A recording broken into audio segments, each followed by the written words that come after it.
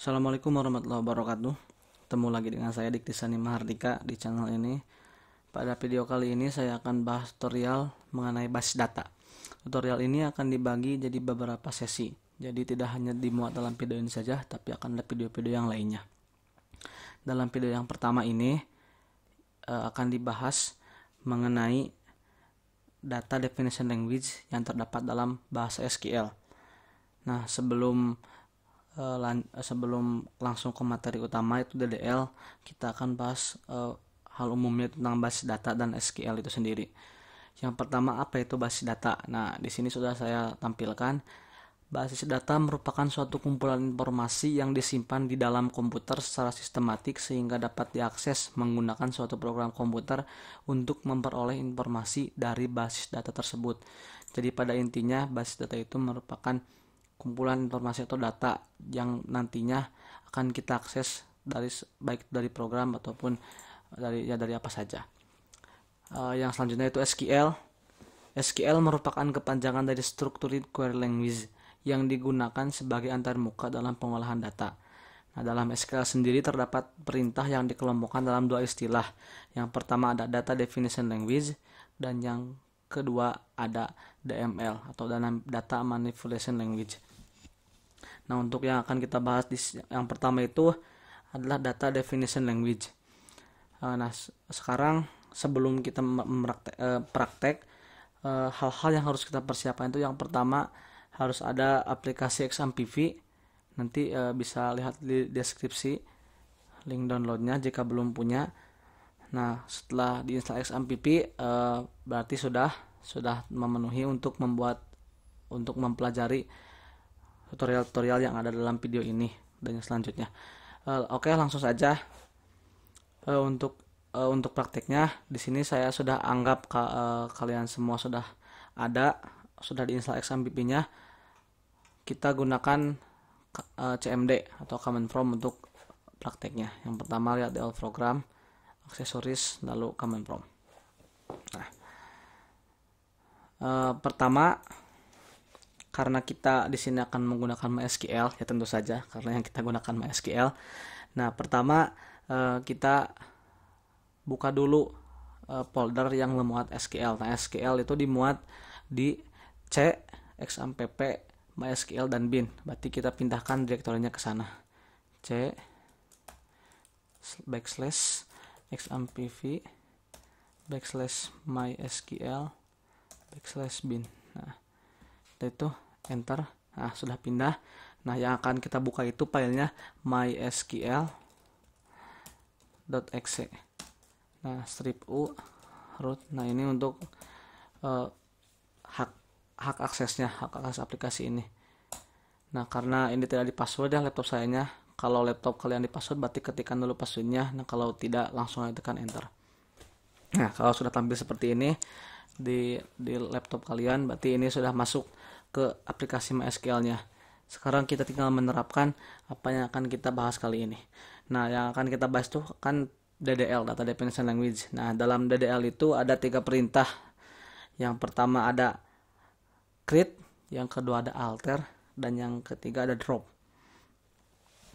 Namun untuk untuk perintah-perintah yang ada itu bukan cuma 3 perintah, ada banyak. Nah, yang pertama kita langsung praktekkan saja.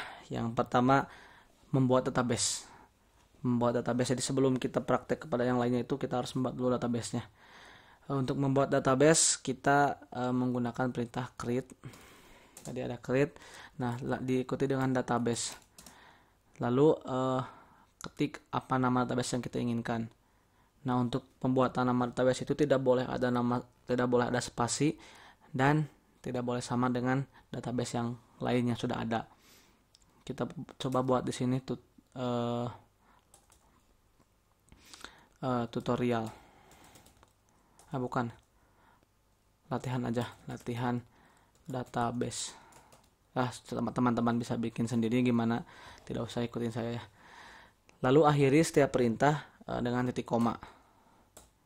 Nah, kalau sudah seperti ini berarti sudah dibuat. Untuk melihat database yang sudah kita buat, kita ketik show, lalu database, pakai S ya karena databasenya banyak. Nah, ini database yang ada di laptop saya. Nah, ini yang sudah kita buat latihan database. Nah, ini latihan database berarti sudah ada. Nah, selanjutnya kita coba untuk menghapus untuk menggunakan perintah drop database sama seperti tadi. Nah, diikuti dengan nama database yang akan kita hapus. Itu tadi apa? Latihan database. Kita coba hapus dulu untuk mempraktekkan ini. Jangan lupa ya titik koma di akhirnya. Kalau tidak nanti bakal ada enter baru. Nah, sudah. Sekarang kita akan lanjut ke membuat tabel. Nah, membuat tabel di dalam database. Nah, karena tadi database sudah dihapus, kita buat dulu seperti yang tadi. Create database. Nama databasenya apa? Latihan database. Oh, salah. Sorry. Tidak boleh pakai spasi. Nah, sudah dibuat. Nah, selanjutnya untuk membuat database kita harus memakai atau menggunakan dulu database yang akan kita buat tabel dalamnya. Karena kita menggunakan database latihan database, maka kita menggunakan itu. Jadi use latihan database. Nah, itu menggunakan perintah use. Nah, jangan lupa titik koma.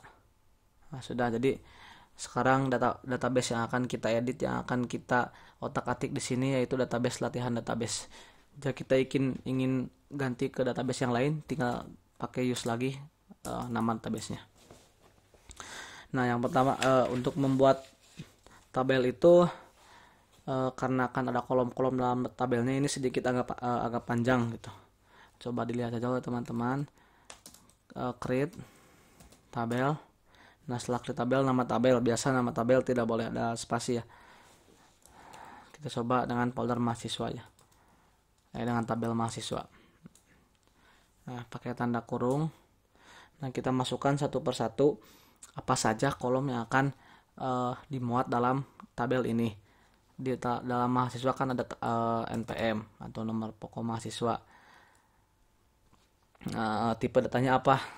Selanjutnya tipe data. Saya gunakan varchar atau variabel karakter. Jadi campuran antara karakter dan angka. Nah, harus ditentukan berapa jumlah karakter yang maksimal jumlah karakternya. Saya coba di sini 13 saja. Koma ya, setelah itu koma.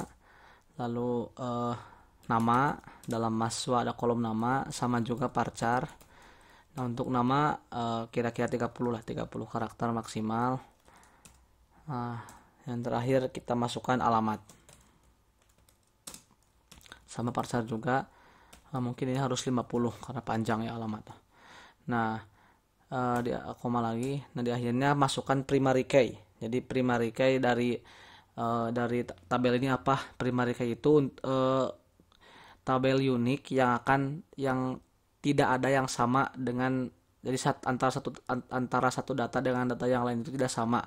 Di sini NPM, jadi tidak ada NPM yang sama dalam satu antara mahasiswa yang lain, tidak ada yang sama. Jadi primary key kita gunakan NPM. Kita tutup kurung di atas titik koma. Nah, sudah selesai. Untuk melihat database tabel yang kita buat tadi show tabel. Nah, sudah ada dalam latihan database, sudah ada tabel mahasiswa. Berarti sudah sukses. Dan untuk melihat kolom-kolom yang ada dalam mahasiswa, kita ketikkan describe, nama tabelnya apa? Mahasiswa. Nah, ini, jadi ini kolom-kolom yang sudah kita buat. Nah, itu jadi kita sudah berhasil membuat sebuah tabel, tapi tabel ini masih kosong, jadi masih belum ada isinya. Nah, yang selanjutnya kita akan mencoba untuk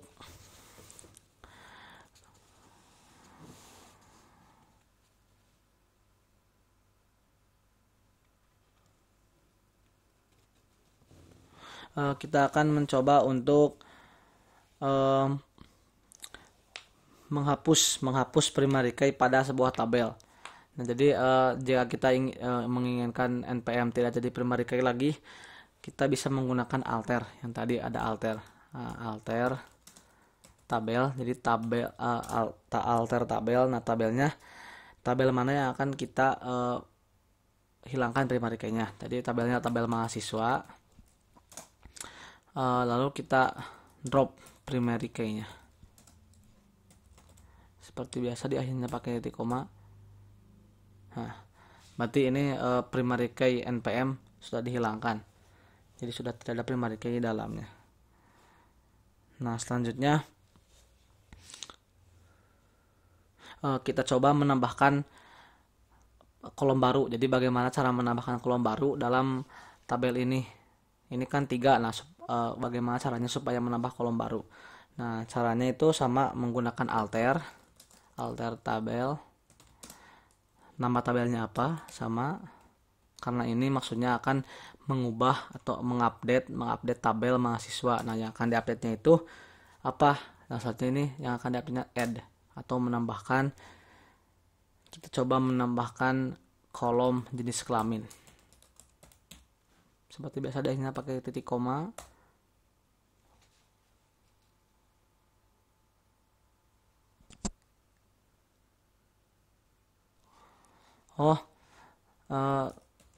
Seharusnya di akhirnya itu sesudah jenis kelamin itu memakai tipe datanya apa?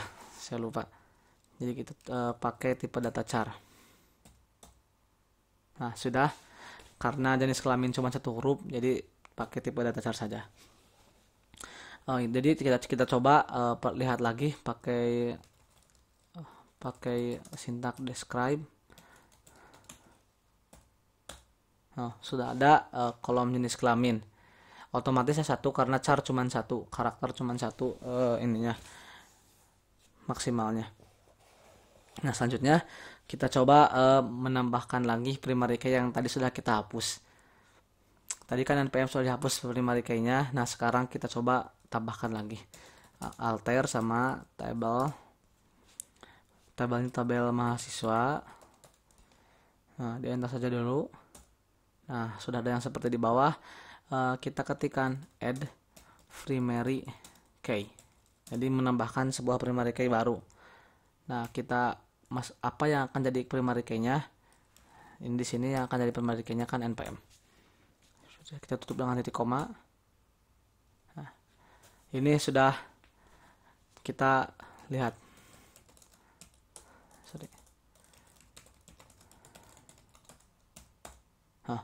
npm sudah menjadi primary key kembali. Meskipun ini belum ada isinya sama sekali, tapi kita otak-atik dulu. Di sini kita akan mengotak-atik dulu tipe-tipe kolomnya saja. Selanjutnya kita akan mencoba mengubah tipe data dari suatu tabel, suatu kolom. Maaf. Nah, seperti biasa sama alter tabel semuanya juga. Alter tabel di sini tabel mahasiswa. Nah, di sini kita menggunakan modify kolom. Jadi kolom yang akan kita edit itu kolom. Nah, kolom apa yang akan kita editnya? Nah, kita coba modif kolom nama. Nah, kita akan merubah atau mengedit kolom nama itu. Kita rubah tipenya, bukan tipenya. Jadi jumlah maksimalnya yang asalnya di sini 30. Nah, kita coba rubah menjadi 35. Seperti biasa di akhir perintah dipakai titik koma. Nah, selesai. Kita coba lihat lagi apakah sudah berubah. Sudah berubah. Sekarang nama menjadi 35. Berarti perintah yang tadi kita lakukan berhasil. Selanjutnya kita coba mengubah nama kolom. Seperti biasa menggunakan alter ya untuk mengedit untuk mengotak-atik tabel itu menggunakan alter siswa. Di sini kita menggunakan change column. Ini untuk mengubah nama sebuah tabel, sebuah kolom. Sebuah kolom. Nah, kita coba mengubah kolom nama. Kita rubah menjadi jadi nama lengkap. Tipe datanya dituliskan kembali supaya varcharnya menjadi 30 kembali. Nah, biasa seperti biasa dengan titik koma di akhir. Nah, sudah selesai, berarti sudah berhasil. Kita coba lihat hasilnya. Benar, sudah berubah jadi nama lengkap ya. Dan selanjutnya, nah kita mengubah nama tabel. Jadi tadi yang kita lakukan mengubah kolom-kolom di tabel, sekarang kita mencoba mengubah nama tabelnya. Sama menggunakan alter juga, alter tabel. Nah, nama mahasiswanya apa? Nama tabelnya apa? Nama tabel sebelumnya. Rename. Nah, rename kan ganti nama. Rename to. Digantinya jadi apa nama tabelnya? Coba jadi ganti jadi data mahasiswa. Titik koma. Nah, sudah berubah. Kita coba menggunakan mahasiswa. Karena sudah kita ganti maka akan error karena tidak ada tabel mahasiswa di database karena sudah kita rubah menjadi data mahasiswa. Oke. Nah, untuk kita coba describe yang data mahasiswa. Tampil karena namanya sudah dirubah. Selanjutnya kita mencoba menghapus kolom pada suatu tabel. Tadi kita menambahkannya kelamin, kita coba hapus kembali. Sama untuk mengupdate sebuah tabel pasti menggunakan alter ya. Itu harap diingat. Tabel apa nama tabelnya? Drop. Kita coba hapus jenis kelamin.